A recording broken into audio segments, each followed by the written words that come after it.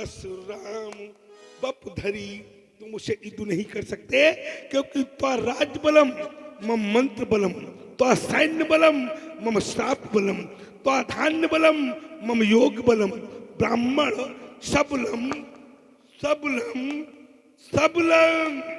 ब्राह्मण सबल है, मैं फरसा रख दूं तो भी तू मेरा कुछ नहीं कर सकता। क्यों? क्योंकि मैं ब्राह्मण हूं। क्या हूं? ब्राह्मण। और देखिए, मैं केवल एक मंत्र पढ़ूंगा, उस मंत्र को पढ़ते तुम और पूरी अयोध्या सहित एक ही बार में भस्म कर दूं। कर दूं? ओम हम हीम हौ हा लक्ष्मणस मर्दई मर्दई उच्चाटई उच्चाटई छेदई छेदई उन्माद नभ कुरु ओम हौ हा फट स्वाहा। हो गई? हो गया, लेकिन बच गया। कैसे बच गई? क्यों बच गया? क्योंकि मैंने इसमें संकल्प नहीं पढ़ा और बिना संकल्प के कोई अच्छा, भी जब बस फलीभूत के बाहर हो नहीं। जाए तो संकल्प नहीं पड़ा। अभी संकल्प नहीं पढ़ा। अगर मैंने संकल्प पढ़ दिया होता, ओम विष्णुवे नमः ओम विष्णुवे नमः ओम विष्णुवे नमः ओम ब्राह्मणो ही द्वितीय प्राते श्वेत वारा कल्पे भारतवर्षे आर्यावर्त देशांतर्गते अमुक नाम संवत्सरे अमुक मासे अमुक तिथौ अमुक लग्नो अमुक ऋतौ अमुक नाम अमुक पिता का नाम अमुक गोत्रे अमुक स्थाने अमुक कर्म करी ससे। बेटा तू हमको बताओ। अभी मुक्त वाराणसी क्षेत्र आनंदमणि महाप्रसाने गौरी घंटक विराजते मैकमापदे संवत्सरे। क्या क्या कह रहे हो तुम? नहीं, पागल पागल तो नहीं हो गए? चलो, वैसे सन्नपात तुमको लग सकता है। क्यों लग सकता है व्यास जी? संभालो जरा। सन्नपात इसको हो गया, हमें लग रहा है। मोह सकल व्याधि निकरि मूला और तिनते पुनि उपजे बहुसूला। काम बाध कफ लोभ अपारा अक्रोध पित्त नीति छाती जारा। और पीत करें जो तीन भाई। और कौन है तीन? यहाँ तीन है, राम लक्ष्मण विश्वामित्र। कितने हैं? कितने हैं? तीन ही है ना। तो शास्त्र कहता है प्रीति करे जो तीन भाई, तो उपजे सन्नपात दुख दाई। और तुम कह रहे थे माता सूत, तो मैं देखो सूत पढ़ता हूँ। प्रथमम शैल पुत्री चा द्वितीयम ब्रह्मचारिणी तृतीयम चंद्र घंटे कुसुमांडे चतुर्थकम पंचमम स्कंदमाते खष्टम कात्यायनी चा सप्तमम काल रात्रि महागौरी चाष्टमम नवमम सिद्धदात्री नौ दुर्गा प्रकीर्ता नौ दुर्गा नौ दुर्गा नौ दुर्गा। एक शब्द आया स्कंद माता। क्या है स्कंद माता? करो विचार। स्कंद माने क्या स्कंद वाली? बता दिया तो बता तो तुम दोगे। वशिष्ठ के शिष्यो साधारण थोड़ा हो, बता दो दोगे। स्कंद माता इसलिए कहा गया है। स्कंद किसका नाम है? स्कंद किसका नाम है? स्कंद नाम है खलानन का। खलानन किसके पुत्र हैं? खलानन माता पार्वती के पुत्र हैं, इसलिए वहाँ स्कंद शब्द का प्रयोग किया गया है। स्कंद माता नहीं जानते हैं, जबरदस्ती लोग अपना अर्थ लगा देखा हो। इसलिए हर चलिए बेटा, अब मेरा जीवन परिचय समझो क्या है। मैं हिम शैल हूँ। अच्छा, आज ये तुमको जीवन परिचय दे रहा हूँ। वैसे मेरा जीवन परिचय ये नहीं है। क्या है? मैं पृथ्वी का श्रृंगार और अंगार बना धदिका करता हूँ। अच्छा, मैं पृथ्वी का श्रृंगार और अंगार बना धदिका करता हूँ। मेरा जीवन खेल नहीं है, दो राहों का मेल नहीं है। मुझको तुम मत समझो, मुझको तुम मत समझो रजकड़। मैं अणुशक्ति का एक समिश्रण। मैं भूतल का अभिशाप नहीं, मैं भूतल का अभिशाप नहीं। परदान लिए चमका करता हूँ, मैं पृथ्वी का श्रृंगार और अंगार बना धधका करता हूँ। देखिए, मेरा पंथ अकेला राही, मुझे न चाहिए मेला राही। मैं जग में क्रांति कराने वाला, मैं जग में क्रांति रचाने वाला, मैं क्रांति वीर निर्भयता का वरदान लिए घूमा करता हूँ। मैं पृथ्वी का श्रृंगार और मैं पृथ्वी का श्रृंगार हूँ। है कैसे? निज संताप सुना यस रोई, और काहू से कछु काज न होई। जब काज न होई तो हमने क्या किया? उठाया परश को, चल दिया और पृथ्वी पर घूमा। 21 बार भ्रमण किया। जितने अत्याचारी थे सभी का समापन कर दिया, उनसे उनकी भूमि को छीन लिया और छीन करके गरीब लोगों में उसको बांट दिया। ये मैंने किया है? अच्छा, गरीबों में बांटा कि संतों को बांटा? किसको बांटा? गरीबों को बांटा। किसको बांटा? किसको बांटा? ब्राह्मणों को बांटा। उस समय ब्राह्मण ही ब्राह्मण गरीब थे क्या था? उस समय ब्राह्मणों से क्षत्रियों ने भूमि छीन ली थी। ब्राह्मणों पर बहुत अत्याचार हुए, अन्य जातियों पर भी, वैश्यों पर भी अत्याचार हुए। तब परशुराम को देखा नहीं गया और हमने उठाया परश को और क्षत्रियों पर प्रहार करना प्रारंभ कर दिया। तो प्यासी, पहले तुम सोच समझ लो, पहले तुम सोच समझ लो और भली भांति तुम मुझे परख लो। पहले कहा हमारा मानो, बाद में बात इद्दु की ठानो, बाद में बात इद्दु की ठानो। मैं अखिल वीर अधिनायक बन स्वच्छंद विश्व विचरण करता हूँ। सुना है कहीं? है? मैं पृथ्वी का श्रृंगार और अंगार बना धधका करता हूँ। मैं पृथ्वी का श्रृंगार और अंगार बना धधका करता हूँ, अंगार बना धधका करता हूँ।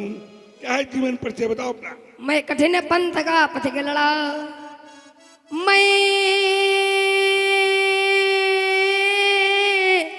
कठिन पंथ का पथिक लड़ा, करता नित झंझा बातों से, करता नित झंझा बातों से। प्राकृतिक प्रकोप न डरा सके हमको अपनी आघातों से।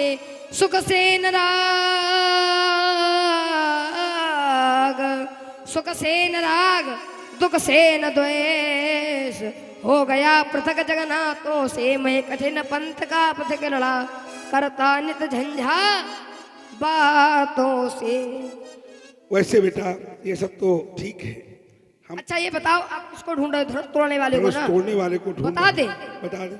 आवेश के रथ पर चढ़े, आवेश के रथ पर चढ़े, आवेग से तुम जा रहे हो, सार्वभौमिक सत्य को ऐश्वर्य से झुटला रहे हो। धनुष भंजनी हार पर व्यर्थ सारा रोष है, इस परस से विगतित हुआ के भ्रांति पर आक्रोश है। मोहांध होकर आपने, मोहांध होकर आपने प्रभु पर लगाए दोष है। पूछो किसी से तो सब कहेंगे राम जी निर्दोष है, राम जी निर्दोष है। इसीलिए हम कहा करते हैं, छुअत टूट, इसीलिए हम कहा करते हैं कि जान देना है तो दो वतन के लिए, जान देना है तो दो वतन के लिए, क्यों जान देते हो दुल्हन के लिए। यदि मारे गए हसीनों की गलियों में तो लोग चंदा न देंगे कफन के लिए। देखिए एक देशभक्ति गीत प्रस्तुत है। व्यास जी मध्यम से ढाई लो जरा।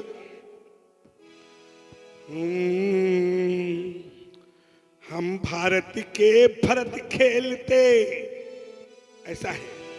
हम भारत के भरत खेलते, सिंहों की संतान से।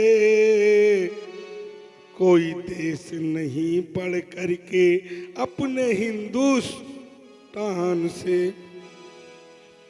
हम भारत के भरत खेलते, हम भारत के भरत खेलते, सिंहों की संतान से कोई देश नहीं बढ़ करके अपने हिंदुस्तान से। इस माटी में पैदा होना बड़े गर्व की बात है, ताकि और बलिदान हमारे पुरखों की सौगात है। यहाँ जब भी बड़ी बड़ी ज्वालाओं से बढ़कर ये शोर है, कोई मतलब ही नहीं है। आवाज कहाँ जा रही है, क्या हो रहा है? अपना उड़ के जय बाबा की कोई देखने वाले वाला है नहीं। तो व्यास जी बुलाओ राम को। आए राम। हाँ जैसे लोग वैसा। रुक जाओ, कहाँ राम जी? अब पड़े हो चक्कर में तो राम जी की शरण में जा रहे हो। कौन नहीं जानता आपके बारे में, कहा तुम्हारा सील बता दो। कहु लखन मुनि सील तुम्हारा, को नहीं जान विदित संसारा। कौन नहीं जानता है आपके बारे में? क्या नहीं जानता है? माता ही पिता ही, माता पिताई उर्नी भैनी के, गुरु नुरा सोची बड़ जी के। आप माता के और पिता के गुरु ऋण से ऋण है, एक ऋण आप पर शेष है। कौन सा गुरु ऋण? सुसो जनु हमारे माथे काढ़ा, दिन चली गए ब्याज बड़े बाड़ा। अबे आनी ब्यो हरिया बोली, तुरंत देव मैं थैली खोली। आप अपने व्यवहारियों को बुला ले, मैं तुरंत थैली खोल दूं। अच्छा तुम ये बताओ, तुम कौन सी थैली लाए हो जो खोलोगे? व्यवहारियों को बुलाओगे तो पता चल जाएगा। अरे कौन सी थैली लाए हो? व्यवहारियों को तो बुलाओ, फिर खोलेंगे, फिर देखना कौन सी लाए। जा करके अपने गुरुओं से पूछना कि जो है हमारे पास कौन सी थैली है जो लक्ष्मण खोलने की बात कर रहा है। क्या कोई रुपए पैसे की थैली लाया है कि माणिक की थैली लाया है, या बहुत धन की थैली लाया है? क्या लाया है? कुछ नहीं लाया है। अब जानो तुम, माता पिता ही तुम्हारे लिए सब कुछ लाया है, क्या लोगे बताओ? माता पिता ही बहनी के और गुरु रहा सोच बड़ जी के। माता और पिता के ऋण से बालक जन्म जन्मांतर तक ऋण नहीं होता। माता के ऋण से तो बालक कभी भी ऋण नहीं होता। होता कभी नहीं ऋण होता, क्योंकि माता अपने रक्त से बालक को 9 मास रक्त से सिंचित करती है, रखती है। माता और पिता, इनका माइक दो, क्या बता रहे?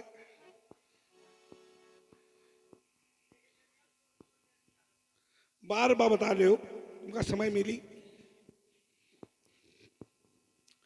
तो। माता और पिता के से बालक जन्म जन्मांतर तक ऋण नहीं होता। माता से पिता से माता का स्थान 1000 गुना श्रेष्ठ है। माता जब एक बालक को जन्म देती है तो नाना प्रकार के कष्टों को सहती है। ऐसे ही मेरे पिता ने एक बार मेरी माता से जल मंगाया। मेरी माता जल लेने सरोवर में गई, वहां पर एक राजा कीड़ा कर रहा था।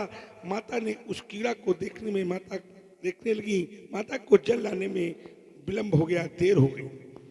मेरे पिताजी क्रोध में आ गए जल देर में आने से, और पिताजी ने चारों भाइयों को बुलाया और कहा माता का वध कर दो।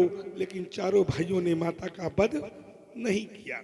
लेकिन अंतोगत्वा मेरे पिता ने मेरा आह्वान किया और मेरे आने के बाद कहा राम माता का वध कर दो। मैंने विचार किया कि अगर मैं पिता की आज्ञा का पालन नहीं करता हूं तो शास्त्र कहता है कि अनुचित उचित विचार तज जो पाले ही पुत्र बैन।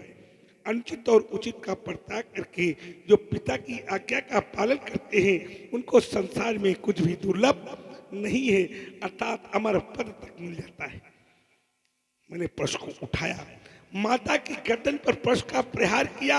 माता का सिर अलग धड़ अलग मेरे पिता ने कहा, राम ये चारों भाइयों ने भी मेरी आज्ञा की अवहेलना की है, आज इन चारों भाइयों का भी वध कर दो। मैंने चारों भाइयों का भी वध कर दिया। जिस समय मैंने माता और चारों भाइयों का वध किया, ये प्रश्न मेरे हाथ से छूट गया, प्रश्न छूट गया। मैं बैठकर रोने लगा। मैं विचार करने लगा कि मैंने माता का वध कर दिया, मैंने पिता का वध कर दिया, चारों भाइयों का वध कर दिया। मैं जिस मार्ग से निकलूंगा उस मार्ग के लोग कहेंगे, जा रहा है ये हत्यारा परशुराम, ये मात्र हत्यारा है, ये भ्रात हत्यारा परशुराम जा रहा है। ये सोच सोच कर मैं रोने लगा, विचार करने लगा कि इन्हीं हाथों से माता के कभी कभी मैं बाल पकड़कर छोटे पर खींचा करता था, तो भी माता ने मुझसे कभी नहीं कहा, बेटा राम मेरे बालों में कष्ट हो रहा है, बालों में दर्द हो रहा है। कभी कभी माता की गोदी में जब मैं छोटा था, लेटा करता था, तो माता के बक स्तर पर अपने लात का भी प्रहार कर देता था, लेकिन माता ने मेरी कभी ये नहीं कहा कि राम बेटे मेरे बक स्तर पर दर्द हो रहा है। और आज उसी माता का सिर अलग पड़ा है, धड़ अलग पड़ा है। कभी कभी माता की गोदी में लेटे लेटे मैं रोने लगता था, तो मेरी माता मुझको देख करके रोने लगती थी। कभी कभी मैं खिलखिला कर हंस देता था, तो मेरी मैया भी खिलखिला कर हंसने लगती थी। उन भाइयों को देख रहा था, चारों भाइयों के गर्दन अलग, सिर अलग, सिर के नीचे का भाग अलग पड़ा था। यही भाई थे जिन भाइयों के साथ मैं खेला करता था। सभी भाइयों में मैं छोटा था, बस विश्वान, सुखेन और परशुराम सबसे छोटा था। छोटा होने के नाते चारों भाई मुझे हारते हुए भी मुझे जिता देते थे और स्वयं हार जाते थे। आज वही भाइयों की गर्दन खटखट जमीन पर पड़ी थी। ये सोच सोच कर मैं बहुत तेज रो रहा था। मुझे उसी समय अपने माता के उन दिनों की बातें याद आई जब मैं छोटा था। एक माता कितने कष्टों को सहती है व्यास जी। हे भगवान उस मैया को देखो, वो कितना लाड़ लड़ाती है, खुद तो सोती गीले में पर सूखे में उसे सुलाती है। आप बाद में क्यों बजा रहे, मेरे साथ क्यों नहीं बजा रहे? मेरे साथ बजाया, आप बाद में हमें रास्ता नहीं दिखाए, मेरे साथ बजाए। हे भगवान उस मैया को देखो, वो कितने लाड़ लड़ाती है, खुद तो सोती गीले में पर सूखे में उसे सुलाती है। 9 मास गर्भ में रखती है, 9 मास गर्भ में रखती है, इस तन का दूध पिलाती है। और धन्य है वो ऐसी मैया जो इतने कष्ट उठाती है। धन्य है वो माता जो इतने कष्टों को सह करके एक पुत्र को जन्म देती है और वही पुत्र अपने माता का सिर काट दे। धन्य है वो देश, धन्य है वो माँ। तो उस माता पर कैसा प्रहार हुआ होगा, ये सब मैं सोच सोच कर रो रहा था। तभी मेरे पिताजी कह रहे थे, धन्य हो गया राम, धन्य हो गया, तुम्हारे जैसे पुत्र को पाकर मैं धन्य हो गया। मेरे पिताजी कह रहे थे, लेकिन पिताजी की बात मुझे याद नहीं आ रही थी। मुझे तो ये दिखाई पड़ रहा था कि मेरी माता का सौ ये पड़ा है, मेरे चारों भाइयों का सौ ये पड़ा है। मैं तो ये देख देख कर रो रहा था कि मैंने क्या कर डाला। लेकिन मेरे पिताजी कह रहे थे, राम मैं धन्य हो गया तुम्हारे जैसे पुत्र को पाकर। राम तुम मुझसे वरदान मांगो। जैसे ही मेरे पिता ने मुझसे कहा कि राम मुझसे वरदान मांगो, आशा की ज्योत जल गई। मैं खड़ा हुआ और मैंने एक चालाकी की। हमने कहा, पिताजी अगर मुझसे आप प्रसन्न हो तो मेरी माता मुझे एक वरदान मांगना चाहिए था, मैंने एक साथ 2 वरदान मांग लिए। हमने कहा अगर आप मुझसे प्रसन्न हो तो मेरी माता और मेरे चारों भाइयों को जीवन दान दे दो। मेरे पिताजी ने कहा एवं बस। मेरी माता और मेरे चारों भाई खड़े हो गए, मुझसे लपट कर रोने लगे। मेरे पिता ने कहा राम तुम और वरदान एक मांगो, मैं तुमसे बहुत प्रसन्न हूँ। हमने कहा पिताजी अब मुझे कोई वरदान नहीं चाहिए, मुझे कुछ भी नहीं चाहिए, मुझे नहीं चाहिए कुछ पिताजी। उन्होंने कहा नहीं राम एक वरदान और तुम्हें मांगना होगा। तो हमने कहा अगर पिताजी बहुत प्रसन्न हो और एक वरदान आप देना ही चाहते हैं तो आप ये वरदान दे दें कि मेरी माता और मेरे चारों भाइयों को कभी ये याद न रहे कि मैंने इनका वध भी किया था। मेरे पिताजी ने कहा तथास्तु राम ऐसा ही होगा।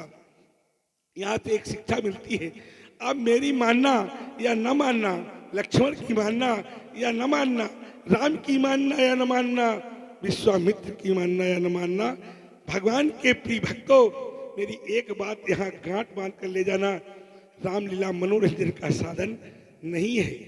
एक बात याद रखना, आप लोग अपने माता पिता की अवश्य मानना।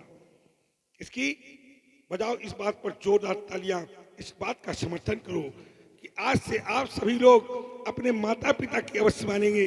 आप लोग जो बैठे हैं मेरी बात सुन रहे हैं या जहां तक मेरी आवाज जा रही है, याद रखना जिसने अपने माता पिता की मान ली उसे संसार में फिर और किसी के मानने की आवश्यकता नहीं रह जाती। क्यों? क्योंकि माता पिता इस संसार के स्वयं में ब्रह्म है। माता का स्थान सत्य का है और पिता का स्थान ज्ञान का है। और सत्य और ज्ञान को कैसे, तो शास्त्र कहता है सत्यम माता पिता ज्ञानम दया सखा क्षमा पुत्रा चतुर्थो मम बांधवा। सत्य का स्थान माता का, ज्ञान का स्थान पिता का, और सत्य और ज्ञान को जब हम मिला देंगे तो क्या बन जाएगा? सत्यम ज्ञानम अनंतम ब्रह्म, स्वयं में ब्रह्म हो जाएगा। और वो ब्रह्म कहता है, क्या कहता है? ब्रह्म कहता है कि माता पिता के मुख से निकले हुए वाक्य को मैं भी नहीं टाल पाता, मैं भी नहीं टाल पाता है। बालक कहता है गुरु रहा सोच वर्जी के, गुरु का ऋण मेरे लिए सोच का विषय बन गया। हाँ बन गया। कैसे? एक बार मैं भगवान शंकर के पास पहुंचा और भगवान शंकर से हमने कहा भोलेनाथ प्रभु गुरुदेव महाराज मैं आपके ऋण से उरुण होना चाहता हूँ। तो भगवान शंकर ने कहा राम मेरे ऋण से उरुण होना चाहते हो? हमने कहा गुरुदेव उरुण होना चाहता हूँ। तो बोले अगर तुम मेरे ऋण से उरुण होना चाहते हो तो जिस समय समुद्र का मंथन चल रहा था उससे विष निकला था, जरत सकल सूर्य वृंद विषम गरल जही पान किए। उस विषम गरल का मैंने पान कर लिया था। वो गर्मियों के दिनों में मुझे बहुत कष्ट पहुंचाता है। राम अगर शेष की मणि मिल जाए तो गर्मियों के दिन में मुझे ठंडक देगी। अस्तु राम शेष की मणि ले आओ। मैंने उठाया ब्रश को और मैं चल दिया क्षीर सागर की ओर। पहुंचा मैं क्षीर सागर, शेष नाग को मैंने ललकारा, कहाँ है शेष की तो मुझे मणि दे या मुझसे युद्ध कर। शेषनाग जहां से चला था एक छंद पढ़ रहा था, उस छंद का नाम था भुजंग प्रयात छंद। चतुर्भुजे कारे भुजंग प्रयातम, भुजंग प्रयातम, भुजंग भुजंग प्रयातम, भुजंग प्रयातम, भुजंग प्रयातम, भुजंग प्रयातम, चतुर्भुजे कारे, चतुर्भुजे कारे भुजंग प्रयातम, भुजंग प्रयातम, भुजंग प्रयातम। क्या हुआ इसका? सर्प जा रहा है, सर्प जा रहा है, सर्प जा रहा है, सर्प जा रहा है, सर्प जा रहा है। ये कहते हुए शेषनाग मेरे सम्मुख आया और जय हुई शेषनाग मेरे सम्मुख आया। मैंने परश को साधा, प्रहार किया मेरे शेषनाग पर। जिस समय शेष के फनों पर मेरे परश का प्रहार हुआ तो रक्त की धार बह निकली और वो रक्त की धार मेरे आंखों में कुछ रक्त के कण पड़ गए जिसके कारण मेरे नेत्र बंद हो गए और सर्प वहां से ओझिल हो गया। कौन? शेषनाग। उसको मैं ढूंढ रहा हूं। मुझे लगता है ये लक्ष्मण कहीं शेषनाग तो नहीं है, क्योंकि ये कह रहा है सो जन हमारे माथे काढ़ा, दिन चल गए ब्याज बढ़ भाड़ा। कह रहा है क्या मेरे मस्तक में आपने काढ़ा है? कह रहा अब आनी बेवरिया बोली। बेवरिया 1008 भगवान शंकर के 1008 नामों में एक नाम बेवरिया भी भगवान शंकर का है। तो भगवान शंकर का एक नाम बेवरिया है। कह रहा है भगवान शंकर को बुला दो और तुरंत देव में थैली खोली। कह रहा तुरंत मैं थैली खोलूंगा और आपको आपके ऋण से उऋण कर दूंगा। अब ये थैली कौन सी खोल रहा है समझ रहे हो? सर्प के अंदर 2 थैलियां विष की होती हैं। विष की 2 थैलियां सर्प के अंदर होती हैं और सर्प जब काटता है तो पलटता है, और जब पलटता है तभी वो विष की थैलियां खुलती हैं। समझना, इसका अर्थ बहुत गूढ़ है, सभी लोग नहीं जानते। जो लक्ष्मण ने कहा है अब आनी बेवरिया बोली और तुरंत देव में थैली खोली। वो थैली क्या है? क्या है थैली? वो थैली ये है, सर्प के अंदर 2 थैलियां होती हैं विष की, और सर्प जब काटता है तो सर्प पलटता है, और सर्प पलटता है तो वो दोनों थैलियां विष की खुल जाती हैं और मनुष्य के अंदर विष क्या करता है? प्रवेश कर जाता है। जिस समय सर्प काटे और उसे वहीं रोक दिया जाए, पलटने न दिया जाए, तो क्या होगा? सर्प मर जाएगा, आदमी बच जाएगा। क्यों? मनुष्य के अंदर भी तो विष होता है, नहीं होता है? होता है। ये कह रहा है भगवान शंकर को बुला लो, उनको मैं डस लूं। भगवान शंकर स्वाहा, न रहिए भगवान शंकर और न रहेगा आपका ऋण। अब ये जानता नहीं है भगवान शंकर क्या है। भगवान शंकर जब हलाहल पी सकते हैं, जरत सकल सुरबिंद विषम गरल जही पान किए, ते ही न भजई मन मंद को कृपाल शंकर सरिस। भगवान शंकर बड़े कृपालु हैं, बड़े दयालु हैं। मैं चाहता हूं हम पर नहीं, सभी पर भगवान शंकर अपनी कृपा दृष्टि बरसाते रहें। और यहाँ बेवरिया के रूप में है कोई? राम जी बेवरिया के रूप में कौन है? कोई नहीं है। तो यहीं से सभी को बैठ आप हैं, आइए आइए, व्यवहार भी देना पड़ेगा, आइए आराम से आइए। वो कह रहा है कि 2 थैली जब मैं काटूंगा पलटूंगा, थैली खुलेगी, विष प्रवेश होगा, व्यक्ति समाप्त हो जाएगा। समझ में आई बात? कितनी बात है तुमने नहीं बताई हमने। इनका चिंतन करना, फिर मिलेंगे हम तुमसे। ठीक? कहाँ है महाराज? अच्छा उधर से आ रहे हैं।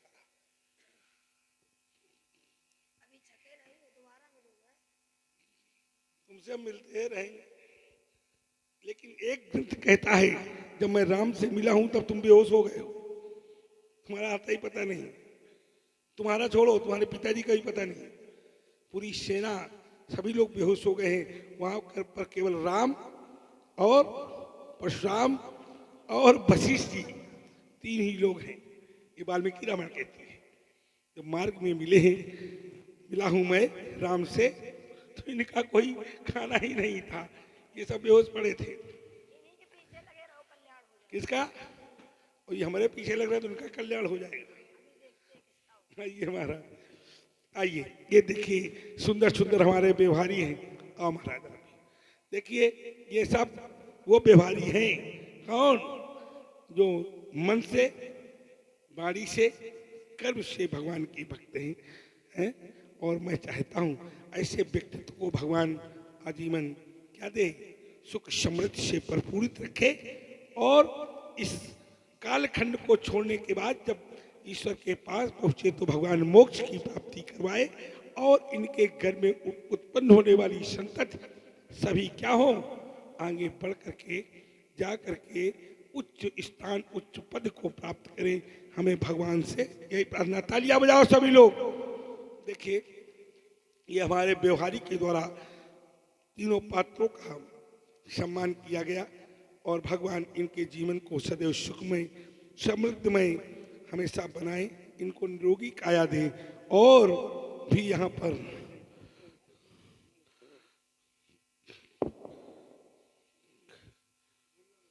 प्रणाम कर लो।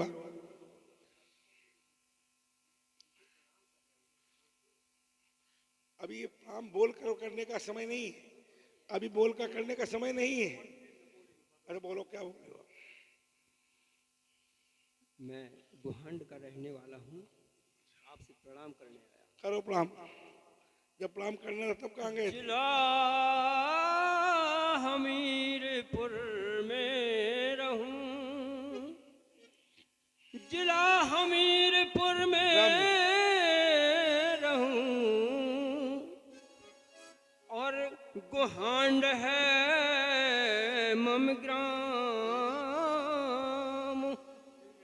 परशुराम जी आपको बारंबार प्रणाम। नाम है मेरा शरण,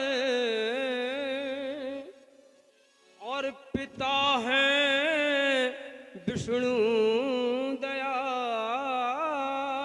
बहुत अच्छे। ऐसा आशीर्वाद दो भगवन की लीला हो हर साल। बहुत अच्छी बात है, हर साल लीला होगी, हर साल लीला होगी, ये मेरा शुभ आशीर्वाद है। लेकिन याद रखना मेरी बातों को। क्या याद रखना? बाधाओं से तुम मत घबराना। याद रखना इस बात को। अगर इस बात को याद रखोगे तो लीला होना बंद नहीं हो सकती। क्योंकि इधर आओ, कहाँ जा रहे हो? अरे इधर आओ, प्रश्न करके तुम भागे जा रहे हो। हैं? इधर आओ, कहाँ जा रहे हो? इधर आओ। हाँ, ये लीला प्रतिवर्ष होगी। करना क्या पड़ेगा? जब धर्म के कार्य होते हैं तो बाधाएं बहुत आती हैं, और जब बाधाओं को चीरता हुआ, बाधाओं को से निपटता हुआ जो गंतव्य स्थान को प्राप्त कर लेता है, वही तो इन ईश्वर के दर्शन करता है। तो जब रामलीला करवाओगे या श्रीमद् भागवत कथा करवाओगे या श्री राम कथा करवाओगे तो बीच में बाधाएं आएंगी। ये शास्त्र का नियम है। जब धर्म का कार्य किया जाता है तो बाधाएं अवश्य आती हैं। और जब बाधाओं को बाधाओं से जो लड़ते हुए गंतव्य स्थान को प्राप्त कर लेता है, उसी को मनुष्य कहते हैं। कैसे कहते हैं कि फूलों की सैया को तजकर, फूलों की सैया को तजकर कांटों का पतह अपनाते, वो मानो इस अवस्था पर नर से नारायण बन जाते। लेकिन आवश्यकता किसकी है? बाधाओं से तुम मत घबराना, कदम साथ कर बढ़ते जाना। कोई साथ न होने पर भी ये चंदा तारे साथ रहेंगे। दर्द तुम्हारा बांटेंगे वो, और तुमसे अपनी बात कहेंगे। तुमको क्या करना है? सच्चा साथी जान उन्हें तुम, अपनी सारी व्यथा सुनाना। बाधाओं से तुम मत घबराना, कदम साथ कर बढ़ते जाना। और पथ वह क्या, पथ वह क्या जिसमें बाधाएं बार बार टकराती ना हो। ऐसा पथ हो जिसमें बाधाएं ना हो, वो फिर पथ अच्छा नहीं लगता। कौन सा पथ अच्छा लगता है? पथ वह क्या जिसमें बाधाएं बार बार टकराती ना हो, और तितलियां रोक रास्ता राही को ललचाती ना हो। करना क्या है? डर कर या ललचा कर बीच मार्ग में मत रुक जाना, और कदम साथ कर बढ़ते जाना। बाधाओं से तुम मत घबराना, बाधाओं से तुम मत घबराना। कदम साथ कर बढ़ते जाना। अपने आप भगवान की लीला होती रहेगी, लीला बिहारी की शरण में रहोगे, हमेशा कल्याण होगा। आयुष्मान भव, कल्याण भव। व्यास जी, बहुत समय हो गया, धनुष तोड़ने वाला मिला नहीं, अब मिलेगा कैसे? मैं जान गया हूं धनुष तोड़ने वाला कौन है। अति विनीत मृदु शीतल